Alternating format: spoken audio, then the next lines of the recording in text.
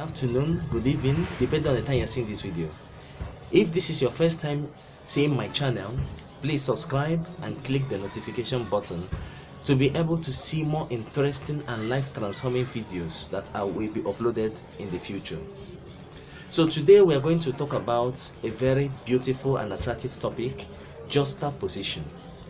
Juxtaposition is simply the art of Juxtaposition is the art of putting or placing two things that are not similar next to each other in order to correlate them. It could also mean abutment, proximity, impingement, contiguity, approximal, conterminous, and coterminous. In a more common language, juxtaposition simply means comparison.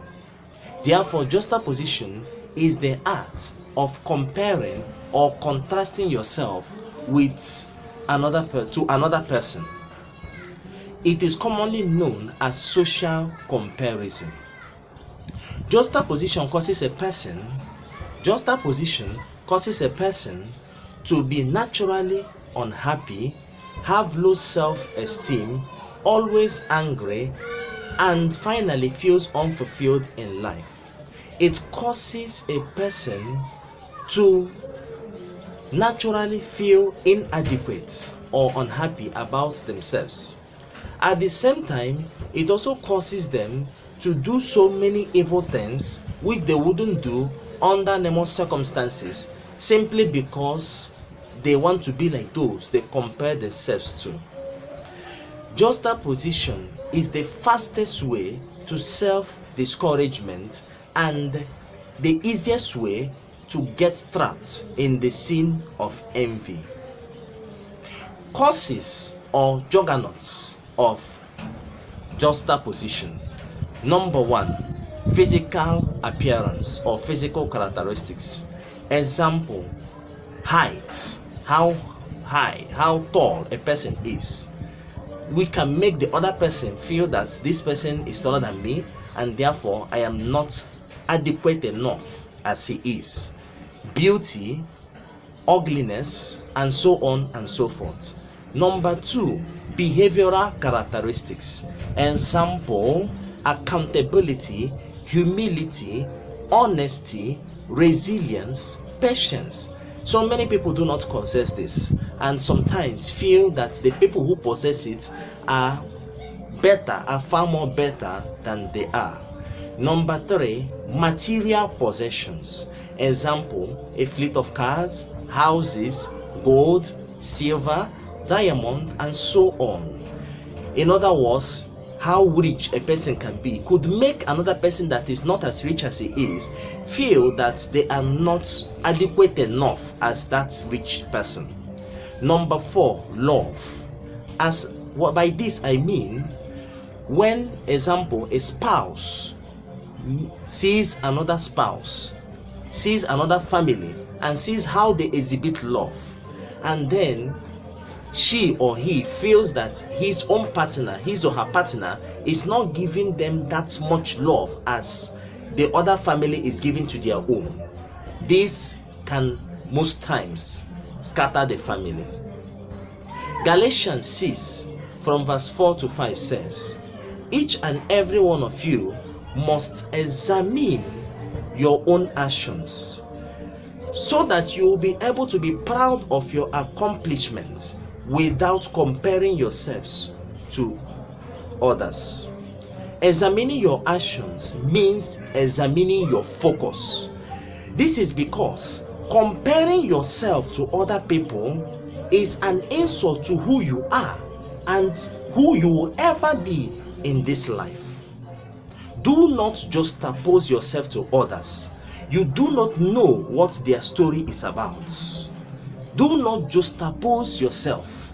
Do not feel inadequate. Do not feel less capable than another person because your storylines are not the same. A flower does not grow having in mind to compete with the flower next to it.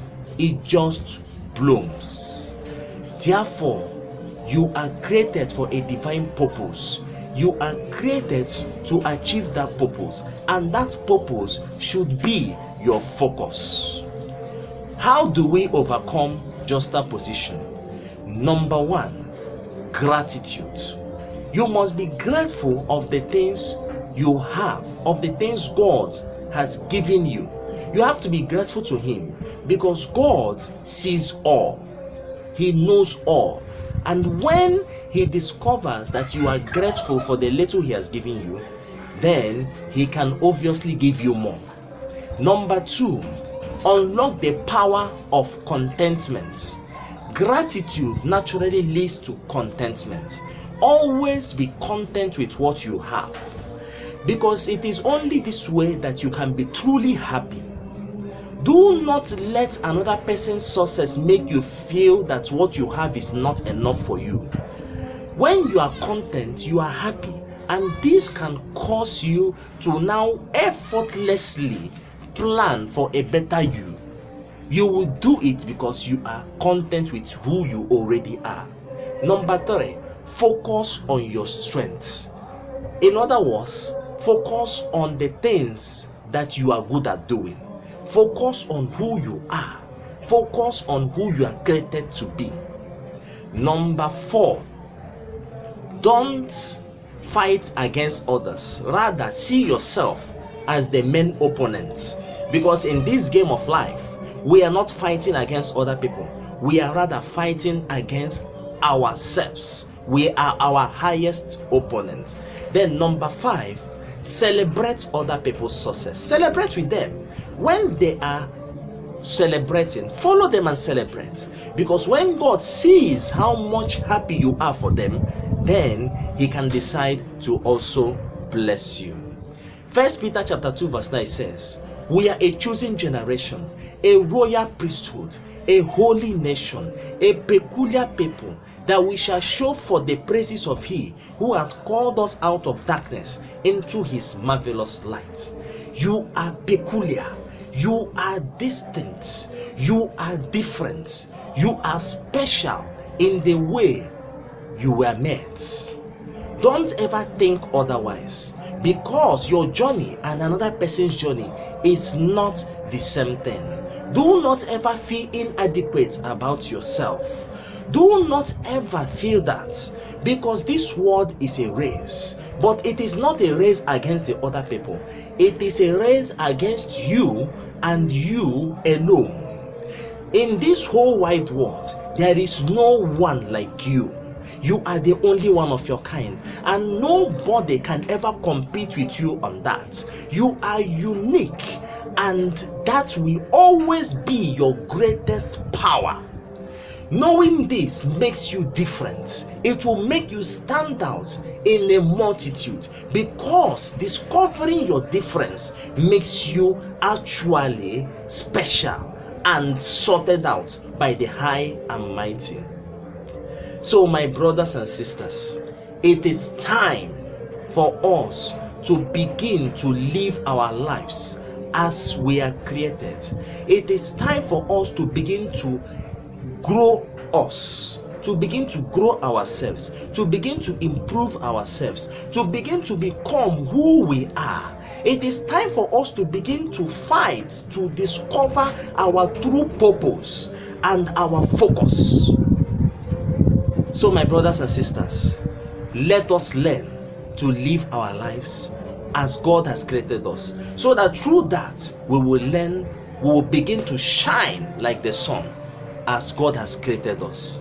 Thank you, and God bless.